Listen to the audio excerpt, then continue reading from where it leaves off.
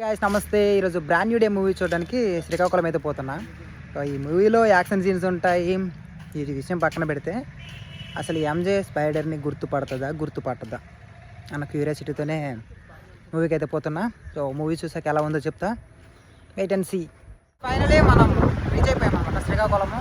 ఇదే SPC theatre, చూడండి ఇదే రామలక్ష్మణ. సో ఇప్పుడైతే లోపలికి వెళ్ళబోతున్నా, చూడాలి ఎలా ఉండబోతుంది మూవీ. కలిసాడు అనమాట. సో వాళ్ళు కూడా నేనే టికెట్లు తీసుకున్నాను అనమాట, మరేం చేస్తాను. అండ్ మూవీకి ముందు డూమ్స్డే ట్రైలర్ వేశాడు, అండ్ దాంతోపాటు రామాయణ ట్రైలర్ కూడా వేశాడు. అండ్ ఆ తర్వాత మన మూవీ అయితే స్టార్ట్ అయింది. ఫైనలీ మూవీ అయితే చూస్తాను. ఓవరాల్గా మూవీ ఎలా ఉందంటే నాకేం అంత అనిపించలేదు మూవీ అయితే గైస్, జస్ట్ యావరేజ్ మూవీ అంతే. ఓ యాక్షన్ సీన్స్ అయినా హై ఉంటుంది అనుకుంటే అది కూడా లేదు. మన స్పైడర్ మ్యాన్లో ఎక్కువ ఎక్స్పెక్టేషన్ దేని పెడతాం, ఆ యాక్షన్ సీన్స్కే కదా, బట్ అది అంతగా లేదు. ఎమోషన్స్ మీద ఎక్కువ ఫోకస్ పెట్టాడు ఈ మూవీలో అయితే. అండ్ స్పైడర్ మ్యాన్ డిఎన్ఏలో సమ్ చేంజెస్ గురించి అండ్ ఒక కొత్త క్యారెక్టర్ని అయితే ఇంట్రడ్యూస్ చేశాడు అంతే మూవీలో. జస్ట్ అలా వెళ్ళిపోయి అలా ఎండ్ అయిపోద్ది మూవీ.